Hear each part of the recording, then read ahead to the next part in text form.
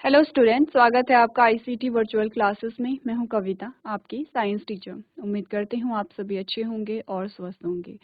Class हम यहाँ पे डिस्कस कर रहे थे अपनी क्वेश्चन आंसर्स को। चैप्टर का नाम है कंपोनेंट्स ऑफ फूड, यानी कि भोजन के घटक। तो रिवीजन हमारा चल रहा है, काफ़ी क्वेश्चन हम डिस्कस कर चुके हैं। आज हम इस चैप्टर के क्वेश्चन आंसर्स कंप्लीट कर लेंगे।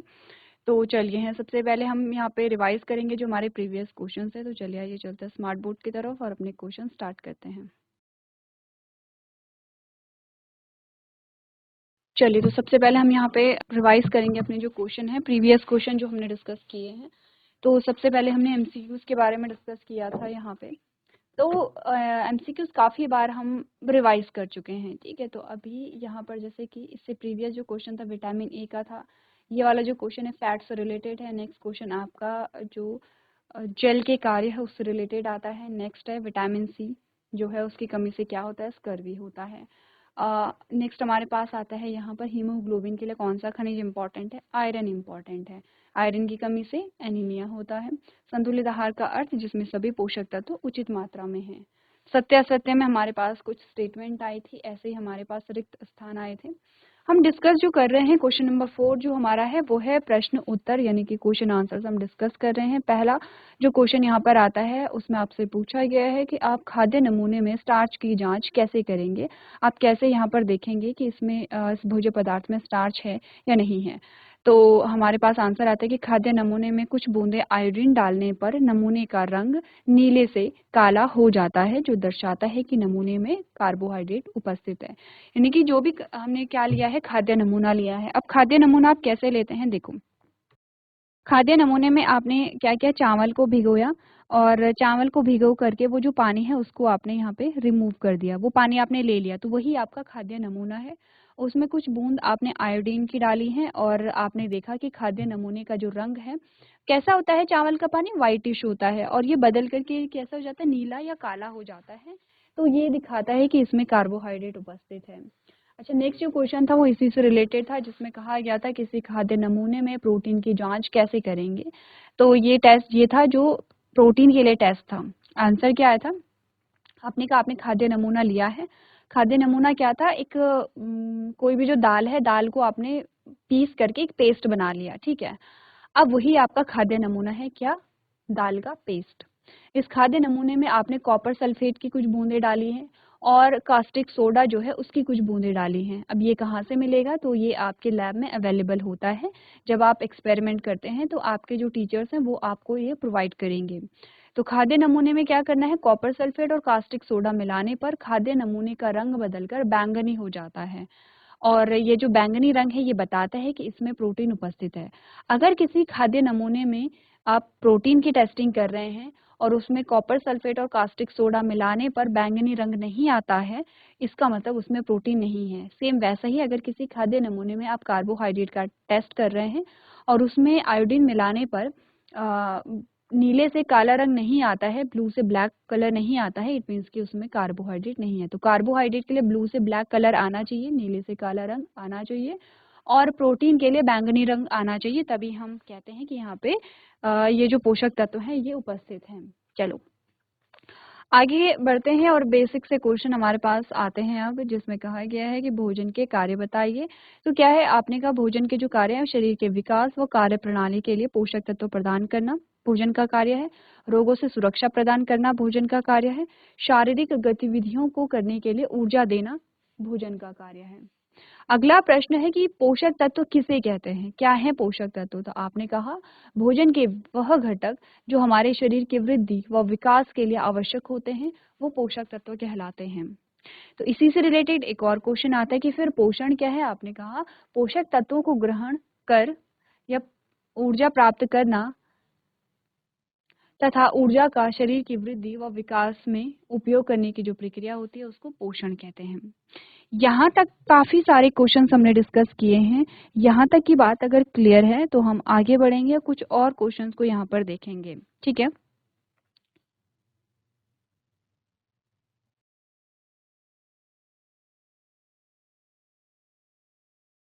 चलो अगला जो क्वेश्चन है उसको देखो, क्वेश्चन आंसर डिस्कस कर रहे हैं। क्वेश्चन है आपके लिए विभिन्न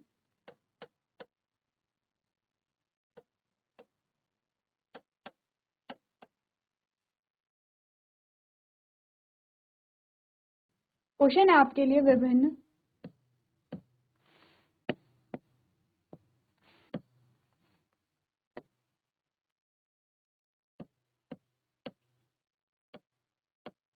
खाद्य समूहों के नाम बताइए। ठीक है, आपने क्या बताना है, जो खाद्य समूह है, खाद्य समूह है यानी कि अलग अलग ग्रुप्स हैं यहाँ पे फूड के, उनको आपको बताना है। एक बार कोशिश कीजिए, क्या आपका आंसर होगा यहाँ पे।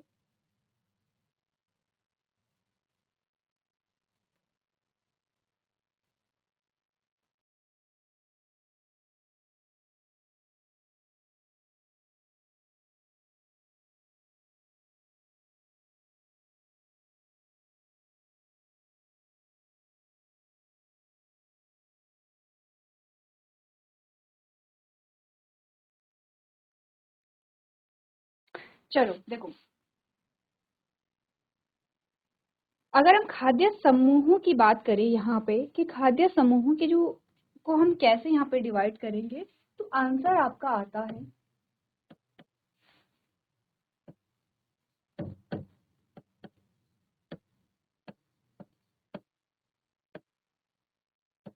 खाद्य समूह मुख्य रूप से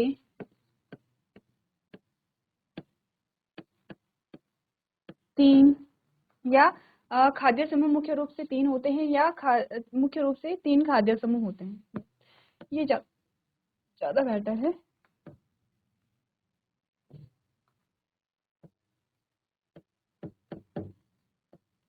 मुख्य रूप से तीन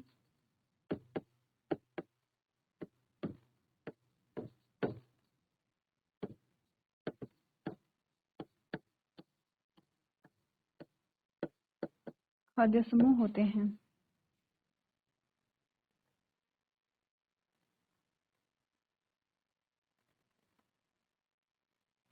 अब वो तीन खाद्य समूह कौन कौन से होते हैं, देखो। पहला जो है वो है ऊर्जा प्रदान करने वाले खाद्य पदार्थ। पहला समूह क्या है, या चलो समूह की तरह हम लिखते हैं, तीन समूह वो कौन कौन से होते हैं, पहला समूह, दूसरा समूह और तीसरा समूह, आप ऐसे लिखेंगे। तो जो पहला समूह है वो है ऊर्जा प्रदान करने वाले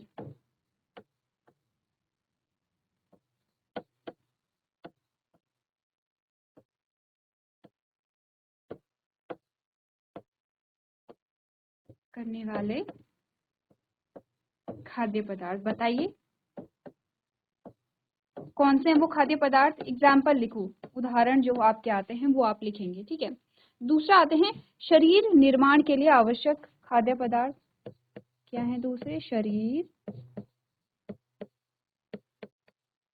निर्माण के लिए आवश्यक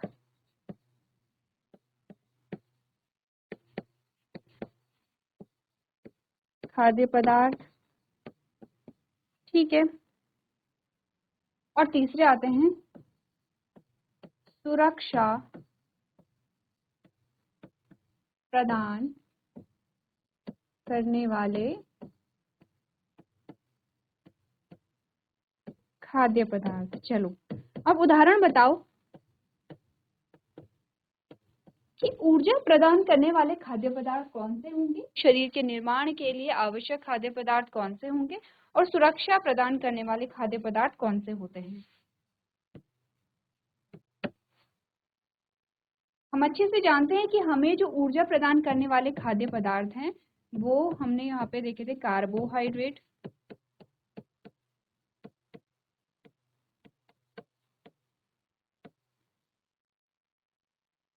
ठीक है।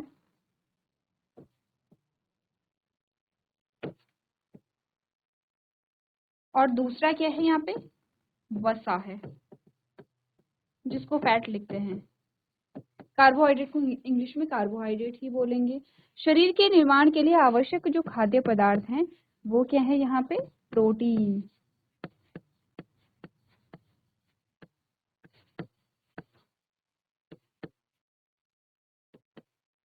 प्रोटीन और सुरक्षात्मक, जो सुरक्षा प्रदान करने वाले खाद्य पदार्थ होते हैं वो हमारे कौन से हैं, अलग अलग प्रकार के जो हमारे विटामिन होते हैं, और दूसरे हमारे आते हैं खनिज, जिनको हम मिनरल्स कहते हैं। ठीक है, अब पता चला कि खाद्य पदार्थ जो है उनके कितने समूह होते हैं। तो हमने बोला विभिन्न खाद्य समूहों के नाम बताइए। आपने कहा कि जो खाद्य समूह होते हैं वो मुख्य रूप से 3 होते हैं, या मुख्य रूप से 3 खाद्य समूह होते हैं। पहला है ऊर्जा प्रदान करने वाले खाद्य पदार्थ, जिसमें कार्बोहाइड्रेट और फैट यानी कि वसा है एग्जाम्पल। दूसरा जो ग्रुप आता है, दूसरा जो समूह आता है वो है शरीर निर्माण के लिए आवश्यक खाद्य पदार्थ, जिसमें प्रोटीन हमारा आता है। तीसरा आता है सुरक्षा प्रदान करने वाले खाद्य पदार्थ, जिसमें आपके विटामिन और खनिज आते हैं। चलो नोट कर लेंगे आप लोग।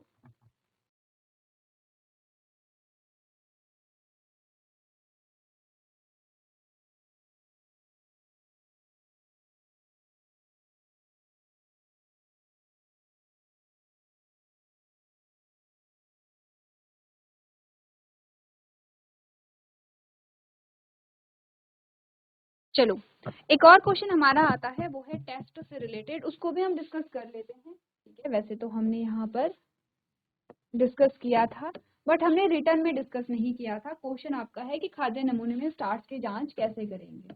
तो क्वेश्चन है, आप खाद्य नमूने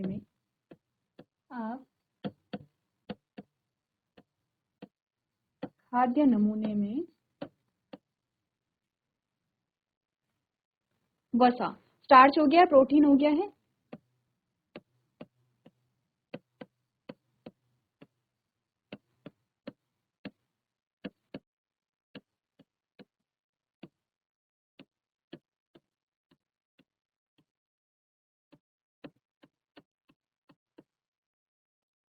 ठीक है।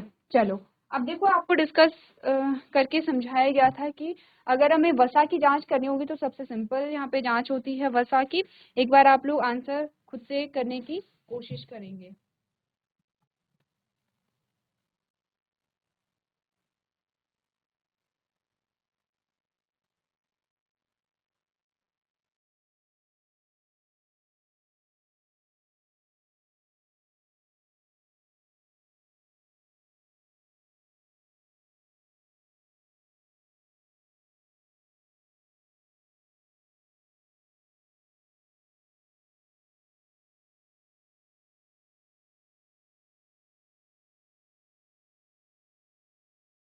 चलो आंसर लिखें। आंसर में पता है कि अगर हमें वसा की जांच करनी होगी तो हम कोई भी जो ऐसा बीज जिसमें क्या निकलेगा, ऑयल निकलता है, उसको लेंगे, उसको हम क्रश करेंगे और एक पेपर में क्या करेंगे, यहाँ पे प्रेस करेंगे। अगर पेपर पे ऑयल पैचेस आते हैं यानी कि तेल की बूंदें आती हैं, मतलब कि यहाँ पे वसा प्रेजेंट है।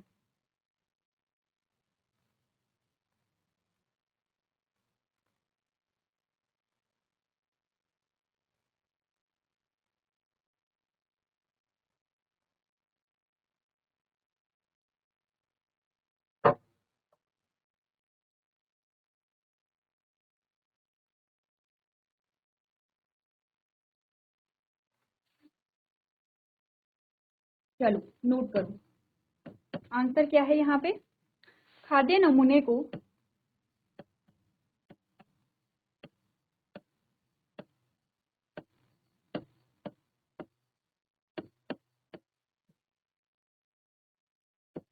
एक कागज पे रखें।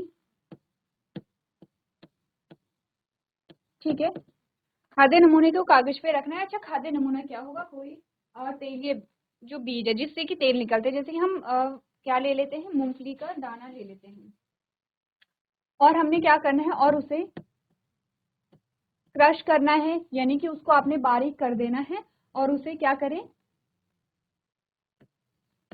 मस लें, या उसे क्या कर दें, यहाँ पे बारीक कर दें।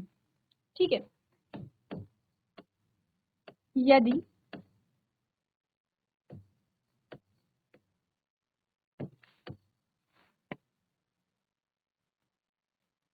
यदि कागज पर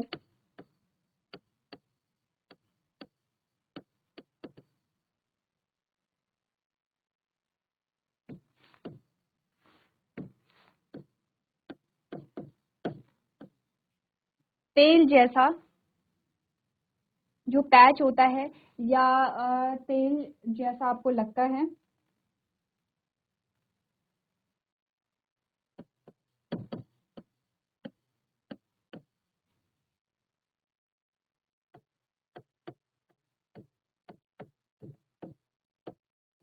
तो ये क्या दर्शाता है,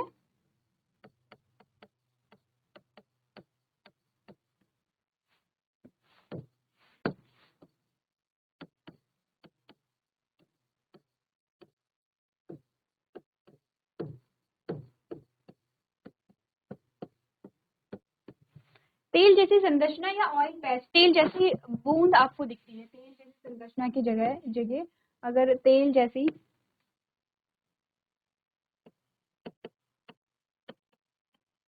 बूंद के निशान अगर आपको दिखें, तो ये दर्शाता है कि खाद्य पदार्थ में क्या है, यहाँ पे फैट है।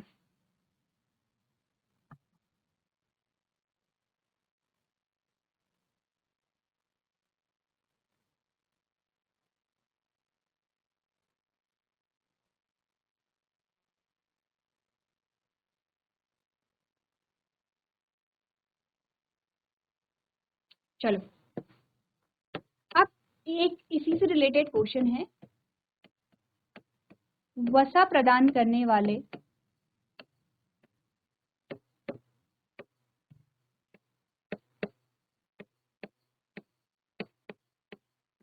दो खाद्य पदार्थों के नाम बताइए।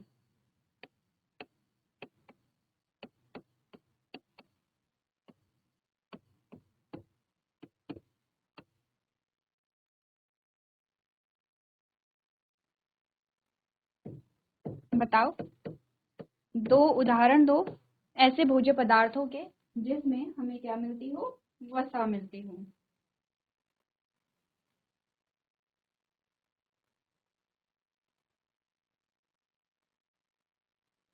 क्या है, बहुत बार हमने डिस्कस किया है, आंसर इसका होगा तेल है, या घी है, या जो मक्खन आती है, ये सारी चीजें क्या है, यहाँ पे वसा प्रदान करने वाले भोज्य पदार्थ हैं।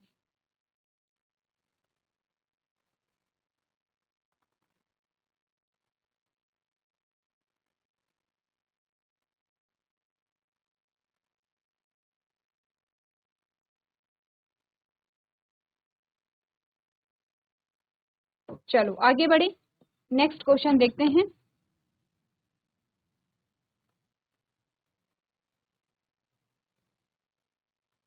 क्वेश्चन है, वाक्य पूरा कीजिए। वाक्य पूरा कीजिए।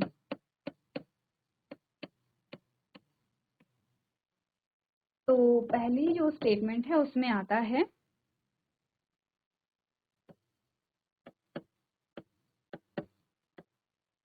फाइबर का स्रोत है। क्या है, आपको ये बताना है कि फाइबर का स्रोत क्या है। दूसरा आता है सेम,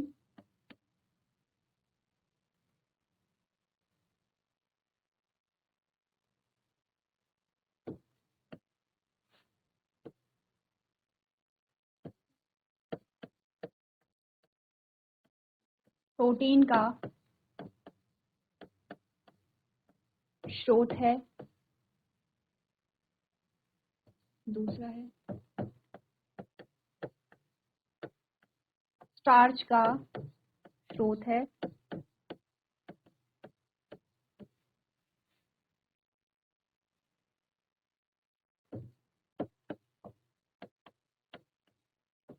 वसा का स्रोत है। चलो स्रोत बताने हैं आपको फाइबर के, प्रोटीन के, स्टार्च के और फैट यानी कि वसा के।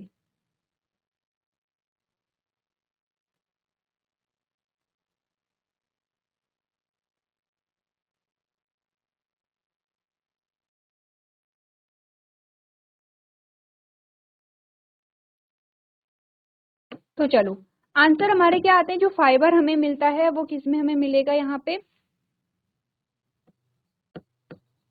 पालक में, ठीक है, जो पत्ता गोभी होता है उसमें, यहाँ पर आपको क्या मिलेंगे, फाइबर मिलेंगे।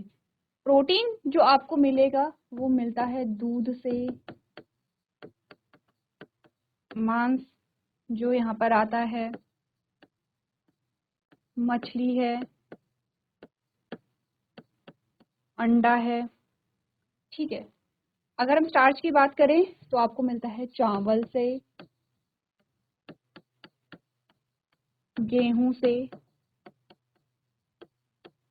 बाजरा से, और वसा अभी हमने बात की है यहाँ पर घी से मिलेगा, तेल से मिलेगा और मक्खन से मिलेगा।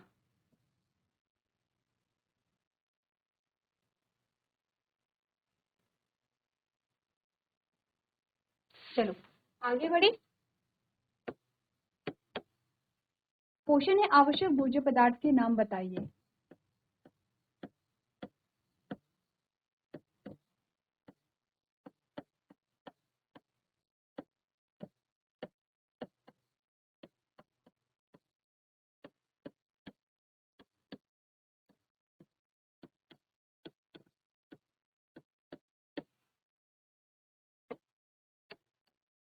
ठीक है, पहला कहता है मजबूत हड्डियों के लिए,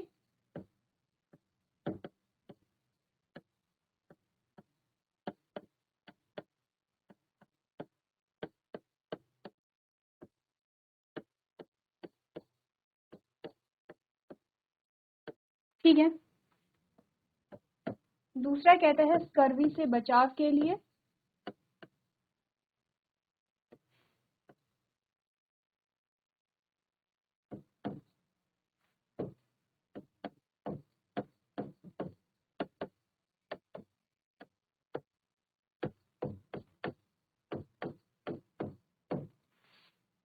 ठीक है।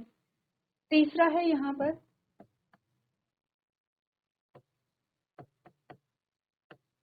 कब्ज से बचने के लिए।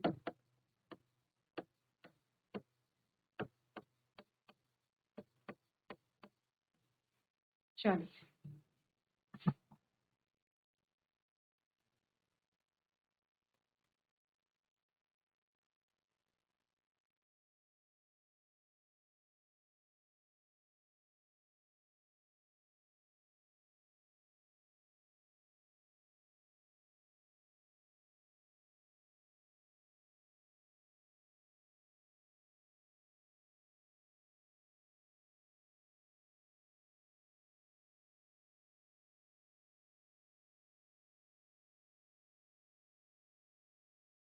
चलिए, तो क्लास लास्ट जो क्वेश्चन है वो आपके लिए होमवर्क में होगा, जिसमें आपको बताना है कि आवश्यक भोज्य पदार्थ जो हैं वो क्या क्या होते हैं। मजबूत हड्डियों के लिए आवश्यक भोज्य पदार्थ कौन सा होगा, या आवश्यक जो पोषक तत्व है वो कौन सा होगा, स्कर्वी से बचाव के लिए क्या होगा और कब्ज से बचने के लिए क्या होगा। तो इसी के साथ हमारा चैप्टर यहाँ पे कंप्लीट होता है। हमने काफी सारे क्वेश्चन यहाँ पे डिस्कस कर लिए हैं। नेक्स्ट जो हमारा लेक्चर होगा, हम एक नए चैप्टर को यहाँ पे रिवाइज करेंगे। तब तक आप लोग सारे जो चैप्टर हैं उनको पढ़ते रहेंगे, रिवाइज करते रहेंगे। तो आज के सेशन में हम इतना ही करेंगे। अभी तक क्लास में बने रहने के लिए आपका धन्यवाद।